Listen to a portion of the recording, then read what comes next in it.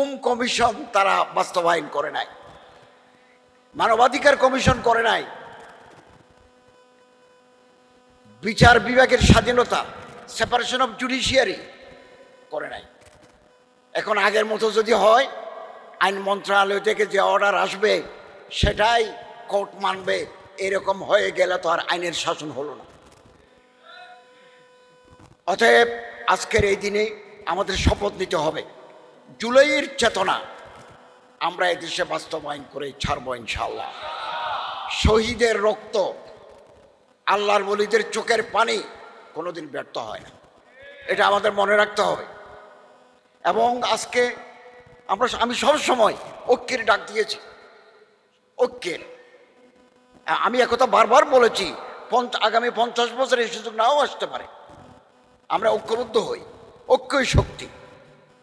আমার কেন মনে হয় আজকে যখন আমরা কাদা ছুটাছুটি দেখি, আমাদের ভাইয়েরা যখন একে অপরের বিরুদ্ধে আমরা বিশুদ্ধার করতে দেখি, আমার মনে পড়ে, আমি ইতিহাসের ছাত্র, আমার অনার্স MA PhD হিস্ট্রির উপরে।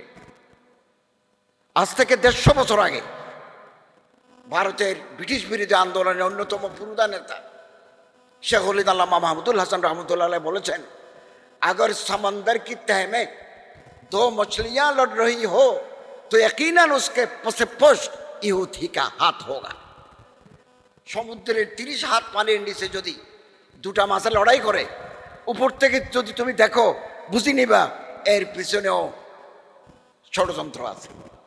আমার মনে হচ্ছে তৃতীয় কোনো শক্তি এখানে মাঠে খেলতে নেমেছে কিনা, এটা আমাদের মনে রাখতে হবে। এবং পানি ঘোলা করতে পারলে মাছ ধরা সহজ। To catch fish in trouble water আমাদের সচেতন থাকতে হবে। আমরা ইনশাআল্লাহ পানিকে ঘোলা করতে দেব। জুলাই বিপ্লবে, জুলাই অভ্যুত্থানে এদেশের আলেম ওলামা যেভাবে আন্দোলনে সম্পৃক্ত ছিলেন, শাহাদত বরণ করেছেন, বুকের তাজা রক্ত ঢেলে দিয়েছেন, তা ইতিহাসে সোনালী অক্ষরে লেখা থাকবে। কেবল জুলাই আন্দোলনে নয়, এর আগে থেকেও বাংলাদেশে যখনই কোনো ফিতনা, কোনো ফাসাদ মাথাছাড়া দিয়ে উঠেছে, তলাবা ওলামা মাঠে নেমে তার প্রতিবাদ করেছেন। এবং ব্রাহ্মণবাড়িয়ার রাজপথ হাফেজদের রক্তে রঞ্জিত হয়েছে। আমি আশাবাদী, আগামী দিনেও যদি বাংলাদেশে কোনো ফিতনা, উম্মতের বিরুদ্ধে কোনো ফিতনা মাথাছাড়া দিয়ে ওঠে, ওলামায়ে কেরাম, কওমি আলেম, আলিয়া তরিকার আলেমরা আবারও তারা শাহাদাতের নজরানা দিতে প্রস্তুত আছে।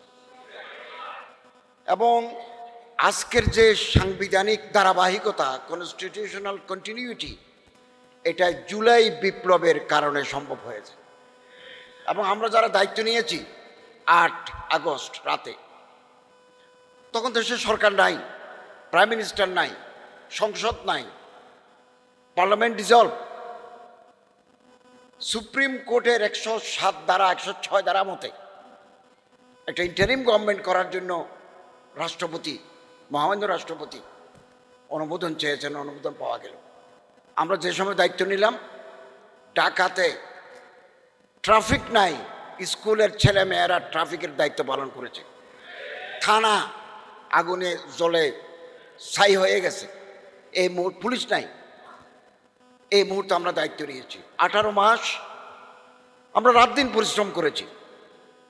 আমাদের গাড়িতে রাষ্ট্রীয় পতাকা ছিল, কিন্তু ক্ষমতার যে স্বাদ, এটা আমরা অনুভব করতে পারি না আমাদের দায়িত্বের চাপে। আমি নির্বাচনের আগে আমার একটা জটিল অপারেশন হয়েছে থাইল্যান্ডের ব্যাংককে। আমি এসে প্রফেসর ইউনুস সাহেব বললেন যে তোমাকে সিলেট যেতে হবে। আমি মাঝরত পেশ করতে পারতাম। আমি চিন্তা করলাম যে সময় আগামী দিনে কঠিন হবে আমাদের জন্য।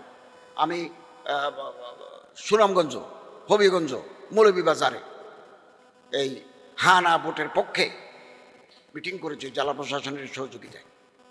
এবং এই জুলাই বিপ্লবে যারা প্রাণ হারিয়েছেন, আমি অনেকের কবর জিয়ারত করতে গেছি। একজনের মুখ নাই, নাক থেকে এটা নাই।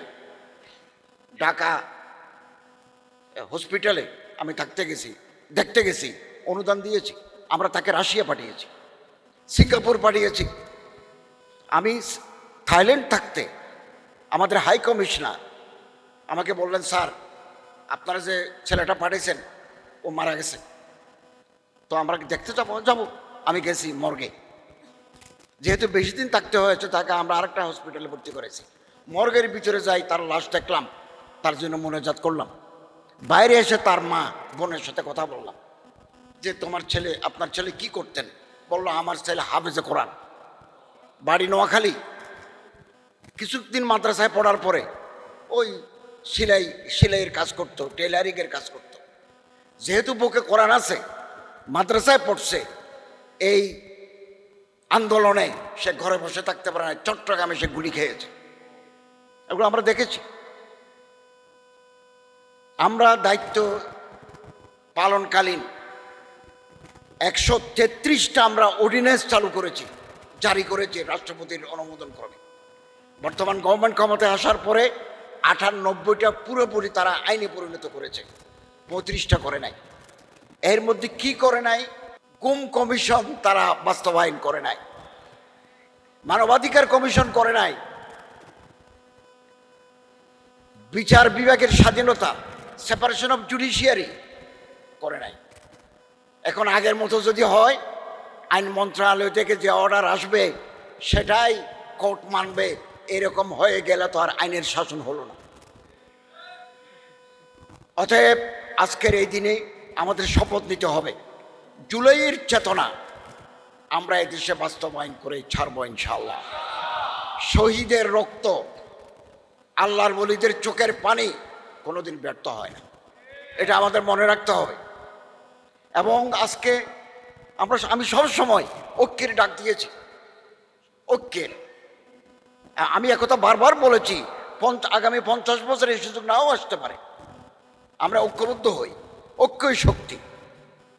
আমার কেন মনে হয় আজকে যখন আমরা কাদা ছুটাছুটি দেখি, আমাদের ভাইয়েরা যখন একে অপরের বিরুদ্ধে আমরা বিশুদ্ধার করতে দেখি, আমার মনে পড়ে আমি ইতিহাসের ছাত্র, আমার অনার্স এম এ পিএইচডি হিস্ট্রির উপরে। আজ থেকে 150 বছর আগে ভারতের ব্রিটিশ বিরোধী আন্দোলনের অন্যতম পুরুদা নেতা শেখ ওলিদ আল্লামা মাহমুদুল হাসান রহমতুল্লাহ বলেছেন, अगर समंदर की तह में 2 मछलियां लड़ रही हो तो यकीनन उसके पश्च ইহুদি का हाथ होगा। সমুদ্রের 30 হাত পানির নিচে যদি দুটা মাছ লড়াই করে, উপর থেকে যদি তুমি দেখো, বুঝি নিবা এর পিছনেও ষড়যন্ত্র আছে। আমার মনে হচ্ছে তৃতীয় কোনো শক্তি এখানে মাঠে খেলতে নেমেছে কিনা, এটা আমাদের মনে রাখতে হবে। এবং পানি ঘোলা করতে পারলে মাছ ধরা সহজ। To catch fish in trouble water আমাদের সচেতন থাকতে হবে। আমরা ইনশাআল্লাহ পানিকে ঘোলা করতে দেব। হোক না আপনি এক দল, আমি এক দল, জায়েদ এক দল, আমর এক দল, আমরা যার যার দলের ভিতরে আমরা থাকবো, যার যার কর্মসূচি আমরা পালন করব। কিন্তু জাতি, মিল্লত, দেশের প্রয়োজনে রাজপথে আমরা হাত মিলাবো, বুক মিলাবো। এবং আমি আশঙ্কা করি হয়তো আগামী দিন আমাদের জন্য আরো কঠিন হতে পারে, কঠিন হতে পারে। এবং ধাক্কা না খেলে আমরা একে অপরের কাছে আসবো না। আল্লামা ইকবাল রহমতুল্লাহ আলাইহি বলেন, खुदा तुझे किसी तूफान से आशना कर दे कि तेरी बाहर के मौज में तेरे दिल की बाहर मौज नहीं, इस्तिराब नहीं, तेरे बाहर के मौज में इस्तिराब नहीं। সমুদ্রে ঢেউ না থাকলে সেটা সমুদ্র নয়। তো ধাক্কা খেলে ঢেউ সৃষ্টি হয়। আসুন আগামী দিনের যে কোনো কঠিন পরিস্থিতির জন্য আমরা তৈরি থাকব। ইংরেজ কবি শেক্সপিয়ার, আমি গত বছর শেক্সপিয়ারের বাড়িতে গেছি, ইংল্যান্ডে ক্যামব্রিজ গেছি, অক্সফোর্ড গেছি, ওখানে সিরাত কনফারেন্সে বক্তৃতা করেছি। তো শেক্সপিয়ার একটা কথা আমি সবসময় মনে রাখি, prepare hope hope for the best. আগামী দিন ভালো হবে। আগামী যে আসন্ন দিনগুলো আছে, অনাগত দিনগুলো আমরা আশা করব ভালো হবে, এটা আমরা আশা করব। প্রিপেয়ার ফর দ্য ওয়ার্স্ট, আরও বেশি খারাপ হতে পারে তার জন্য প্রস্তুত থাকো। অতএব আমরা আশাহত হব না, দুনিয়া উম্মিদ পর কায়েম হ্যায়, আমরা আশাবাদী হব, আমরা জনগণের দুয়ারে যাব, আমরা রাতের বেলা আল্লাহর সাহায্য চাইব, আমরা জনগণের সম্পৃক্ততা কামনা করব।